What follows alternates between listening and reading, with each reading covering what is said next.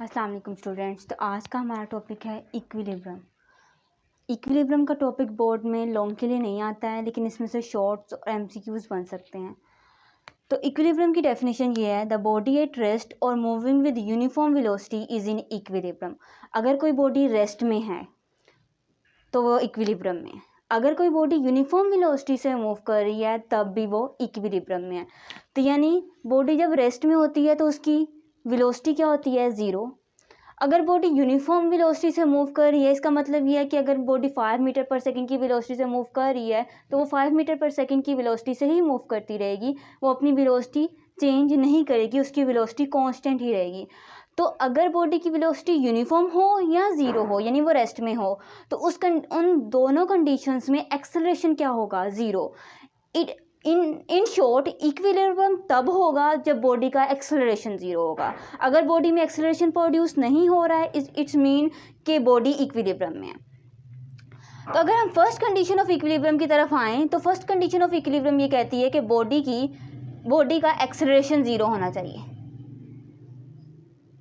ये acceleration linear acceleration है। Linear acceleration तब प्रोड्यूस होता है जब बॉडी स्ट्रेट लाइन में मूव कर रही हो। जो लीनियर एक्सेलरेशन होता है वो फोर्स की वजह से प्रोड्यूस होता है। अगर बॉडी का लीनियर एक्सेलरेशन ज़ीरो होना चाहिए तो उसका मतलब क्या है, न्यूटन सेकेंड लॉ के मुताबिक उसका ये मतलब है कि F is equal to M में अगर बॉडी का एक्सेलरेशन ज़ीरो तो इट्स मीन्स कि उस पर एक्ट करने वाली force zero. Newton second law को आपने इस तरह पढ़ा हुआ है, लेकिन इसकी असल form summation F is equal to M में है। अब यहाँ पे समेशन का क्या मतलब है, इसका मतलब ये है कि बॉडी में जब भी एक्सेलरेशन प्रोड्यूस हो रहा है तो वो एक फोर्स की वजह से प्रोड्यूस नहीं हो रहा, वो सम ऑफ फोर्सेस, एक से ज़्यादा फोर्सेस की वजह से प्रोड्यूस हो रहा होता है। तो बॉडी पे सम ऑफ ऑल फोर्सेस, मतलब जितनी भी फोर्सेस एक्ट कर रही हैं वो ज़ीरो होंगी, तो उसका एक्सेलरेशन ज़ीरो होगा।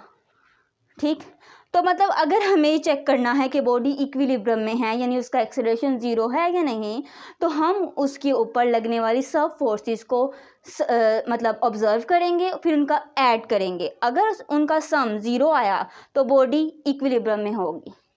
अगर हम इसको देखना चाहें तो हम इसकी एग्जांपल लेंगे, एक बॉडी जो कि रेस्ट में पड़ी हुई है। ठीक, ये किसी सरफेस पे पड़ी हुई है, इस बॉडी का नीचे की जानिब वेट होगा जिसे हम Fg से रिप्रेजेंट करेंगे। फॉर एग्जांपल इसका नीचे की जानिब जो वेट है वो 20 न्यूटन है।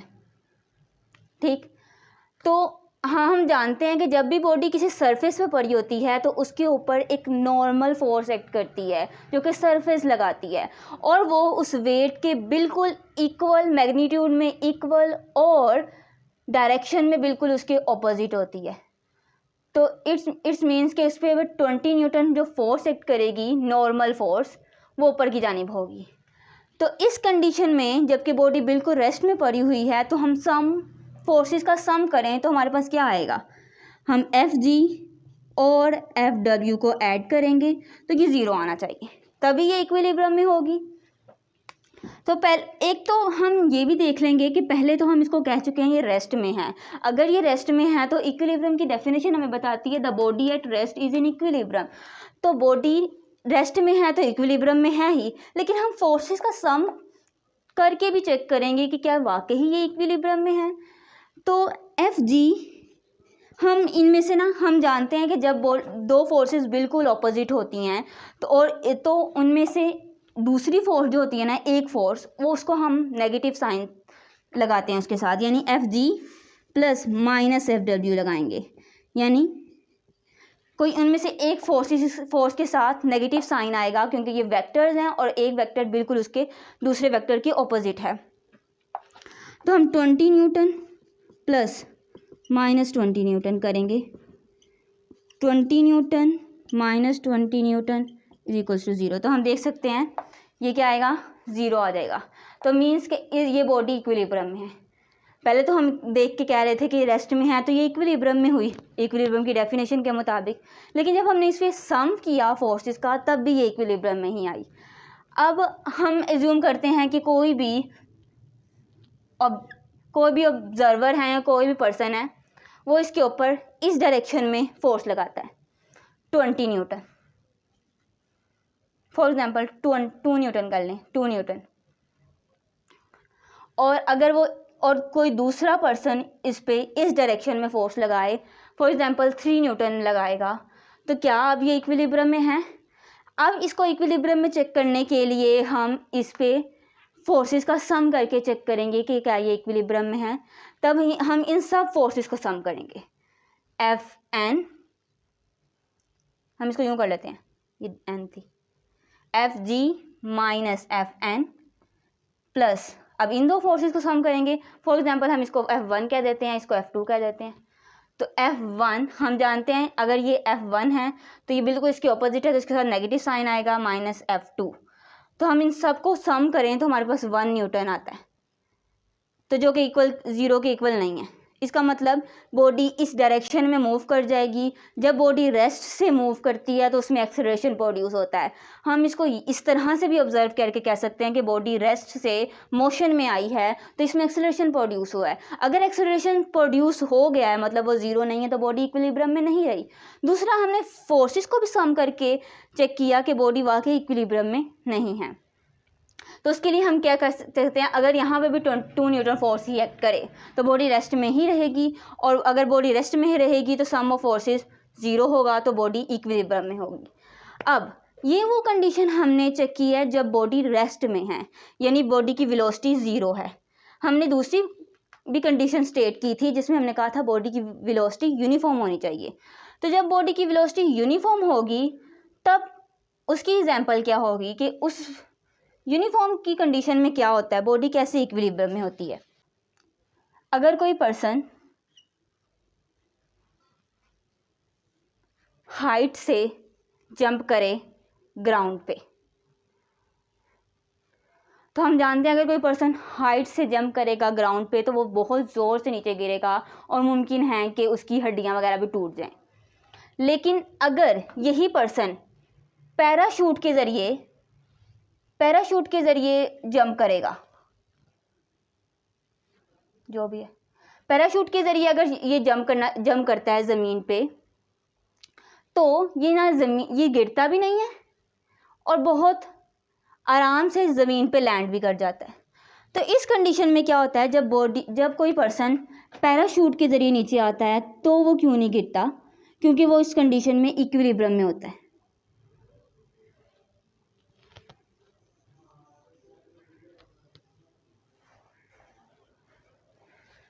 तो इसमें असल में होता ये है कि जब एक पर्सन बगैर पैराशूट के नीचे आएगा तो उस पर सिर्फ एक फोर्स एक्ट करेगी, वो होगी ग्रेविटेशनल फोर्स। और जब भी कोई पर्सन नीचे जंप करता है तो उस पर एक ही फोर्स एक्ट करती है, वो ग्रेविटेशनल फोर्स होती है, और पर्सन जो होगा वो फ्रीली फॉल कर रहा होता है उस वक्त। लेकिन जब कोई पर्सन पैराशूट के ज़रिए नीचे आता है तो उस पर नीचे जो फोर्स एक्ट कर रही होती है ग्रेविटेशनल फोर्स, वो तो एक्ट कर रही है उसके वेट की वजह से, लेकिन ऊपर भी एक फोर्स एक्ट कर रही होती है, वो होती है एयर रेजिस्टेंस, जो कि बिल्कुल उसके वेट के ऑपोजिट होती है। इस कंडीशन में जो पर्सन है वो इक्विलिब्रियम में आ जाता है, यानी दो फोर्सेस का सम, दो फोर्सेस बिल्कुल ऑपोजिट हैं, इक्वल हैं, इनका सम 0 होता है। जब इनका सम 0 होगा तो इसकी जो वेलोसिटी होगी वो यूनिफॉर्म हो जाएगी। तो जब पर्सन यूनिफॉर्म वेलोसिटी से ज़मीन लैंड करेगा तो वो इक्विलिब्रियम में होगा और इजीली लैंड कर जाएगा।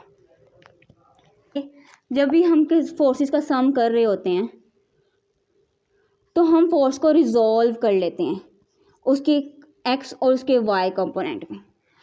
हम किस कंडीशन में रिजॉल्व करते हैं? फॉर एग्जांपल अगर ये कोई भी ऑब्जेक्ट है तो इसके ऊपर अगर फोर्स एक्ट करे इस तरह से, यानी किसी एंगल पे फोर्स एक्ट करे, जो मैंने पहले जितने भी फोर्सेस ऑब्जर्व किए हैं वो वाई एक्सिस या एक्स एक्सिस के अलोंग थी, ठीक है, इसलिए मुझे उनको रिजॉल्व नहीं करना पड़ा। लेकिन अगर किसी ऑब्जेक्ट पे किसी एंगल पे फोर्स एक्ट करेगी तो हम इनको वेक्टर्स को किसी एंगल पे डील करना आसान नहीं होता, तो हम उनको उनकी कंपोनेंट्स को में रिजॉल्व कर लेते हैं।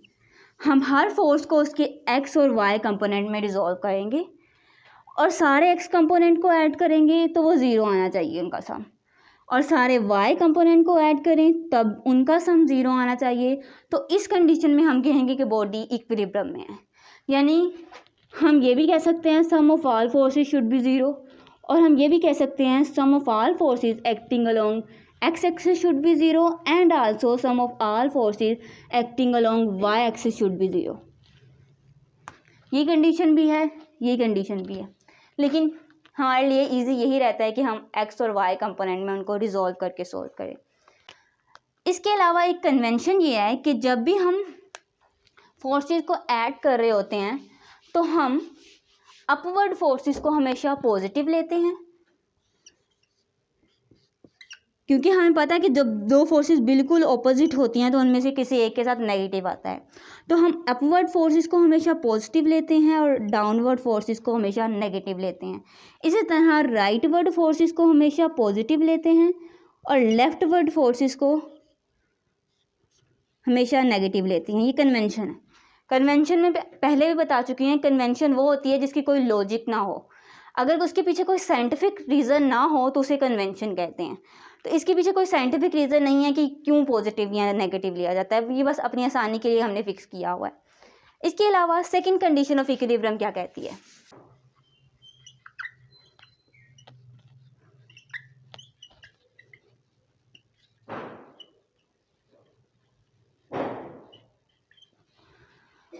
सेकंड कंडीशन ऑफ इक्विलिब्रियम ये कहती है कि बॉडी का एक्सेलरेशन, एंगुलर एक्सेलरेशन 0 होना चाहिए। फर्स्ट कंडीशन ये कहती है कि बॉडी का लीनियर एक्सेलरेशन 0 होना चाहिए। सेकंड ये कहती है कि बॉडी का एंगुलर एक्सेलरेशन 0 होना चाहिए। एंगुलर एक्सेलरेशन कब प्रोड्यूस होता है? जब बॉडी पे टॉर्क एक्ट करता है। तो हम ये कह सकते हैं कि एंगुलर एक्सेलरेशन 0 होने का मतलब ये है कि बॉडी पर, ये फॉर्मूला जो मैं लिख रही हूँ ये आप 5th चैप्टर में जाकर पढ़ेंगे आगे। जब बॉडी का एंगुलर एक्सेलरेशन 0 है तो बॉडी पर एक्ट करने वाला टॉर्क 0 होना चाहिए, यानी sum of all torque acting on the body should be 0। तो बॉडी पर एक्ट करने वाले सारे टॉर्क 0 होने चाहिए। इसकी एग्जांपल में हम क्या ले सकते हैं? इसकी एग्जांपल में हम अपना सीलिंग फ़ैन ऑब्जर्व कर सकते हैं। अगर आप अपने सीलिंग फ़ैन को देखें जब वो रेस्ट में है तो उस वक्त उसके ऊपर कोई वेलोसिटी नहीं है, उसकी एंगुलर वेलोसिटी 0 है, यानी उसका एंगुलर एक्सेलरेशन 0 है। अगर वो रेस्ट में है तो इसका मतलब अगर उसका एंगुलर एक्सेलरेशन 0 है तो उसके ऊपर एक्ट करने वाला टॉर्क 0 है और बॉडी की second condition of equilibrium satisfy हो रही है। Body second condition of equilibrium के मुताबिक इक्विलिब्रियम में है। लेकिन अगर हम फ़ैन को उस कंडीशन में ऑब्जर्व करें जब हम उसको ऑन करते हैं तो पहले वो आहिस्ता आहिस्ता आहिस्ता रोटेट करता है, फिर आहिस्ता आहिस्ता अपनी स्पीड गेन करता है और एक स्टेट आती है जब उसकी फुल स्पीड हो जाती है। अगर हम उसको उस कंडीशन में ऑब्जर्व करें जिसमें उसकी स्पीड फुल है तो उसमें क्या होगा कि हम देख रहे हैं जो हमारा फ़ैन है वो रोटेट तो कर रहा है लेकिन उसकी जो वेलोसिटी है वो यूनिफॉर्म है, यानी इसकी वेलोसिटी चेंज नहीं हो रही है। अगर उसकी एंगुलर वेलोसिटी यूनिफॉर्म होगी तो उसका एंगुलर एक्सेलरेशन 0 होगा। इट मीन्स कि उसका टॉर्क भी 0।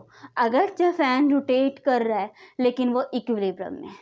लेकिन अगर हम उसको उस कंडीशन में ऑब्जर्व करें कि बॉडी, जब हमने उसको ऑन किया फ़ैन को तो आहिस्ता आहिस्ता उसने अपनी स्पीड गेन करना शुरू की। तो जब वो आहिस्ता आहिस्ता अपनी स्पीड गेन कर रहा है तो उसकी वेलोसिटी क्या कर रही है? इंक्रीज़ कर रही है। जब उसकी वेलोसिटी इंक्रीज़ कर रही है तो इसका मतलब है एंगुलर वेलोसिटी इंक्रीज़ कर रही है तो इसका मतलब उसमें एक्सेलरेशन प्रोड्यूस हो रहा है वेलोसिटी के चेंज होने की वजह से। अब एक्सेलरेशन 0 नहीं है तो मतलब टॉर्क भी 0 नहीं है। अगर एक्सेलरेशन 0 नहीं है तो टॉर्क भी 0 नहीं है। इसका मतलब बॉडी में टॉर्क है तो बॉडी इक्विलिब्रियम में नहीं है। एंटी क्लॉकवाइज टॉर्क होते हैं, उनको एंटी क्लॉकवाइज टॉर्क को हम पॉजिटिव लेते हैं और क्लॉकवाइज टॉर्क को हम नेगेटिव लेते हैं हमेशा। ठीक, इसके अलावा अब हमने ये कंडीशन ऑफ इक्विलिब्रियम पढ़ ली, फर्स्ट और second.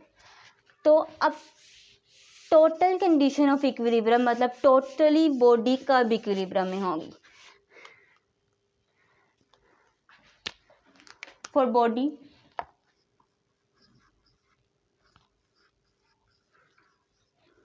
to be in equilibrium,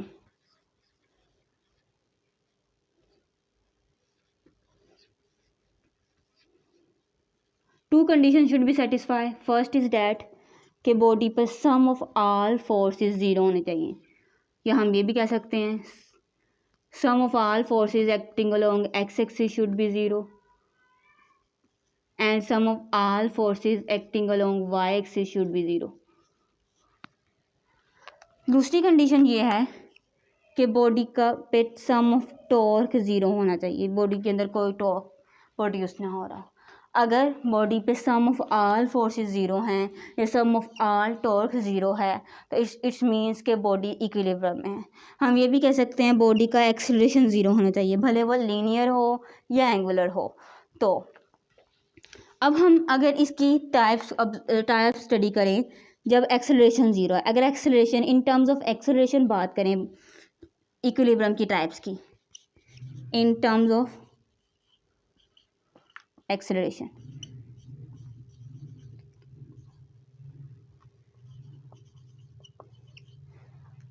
तो अगर बॉडी का लीनियर एक्सेलरेशन ज़ीरो है,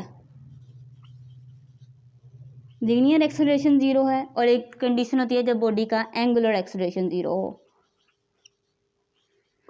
जब बॉडी का लीनियर एक्सेलरेशन ज़ीरो होता है तो उस वक्त जो बॉडी इक्विलिब्रियम में होती है, अगर सिर्फ लीनियर एक्सेलरेशन ज़ीरो हो, मतलब एंगुलर ज़ीरो नहीं है लेकिन हम ऑब्जर्व कर सकते हैं उसका कोई लीनियर एक्सेलरेशन नहीं है, तो हम उसको ट्रांसलेशनल इक्विलिब्रियम में कहेंगे.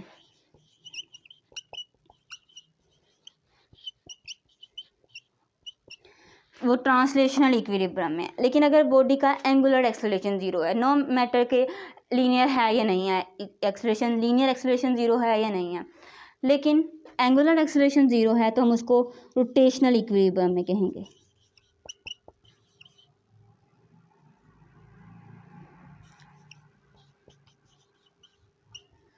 तो बॉडी रोटेशनल इक्विलिब्रियम में है. अब इक्विलिब्रियम की टाइप स्टडी करें हम in terms of velocity. Types of equilibrium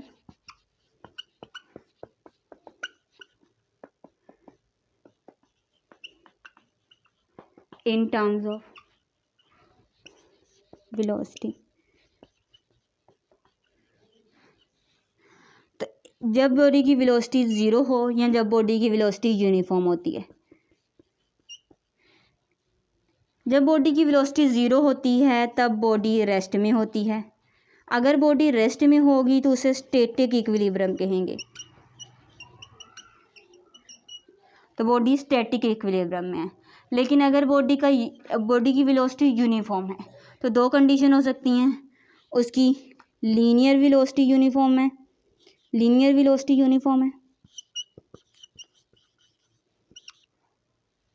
या उसकी एंगुलर वेलोसिटी यूनिफॉर्म है. अगर बॉडी की लीनियर या एंगुलर वेलोसिटी यूनिफॉर्म होगी, उन दोनों कंडीशंस में बॉडी को हम डायनामिक इक्विलिब्रियम में कहेंगे.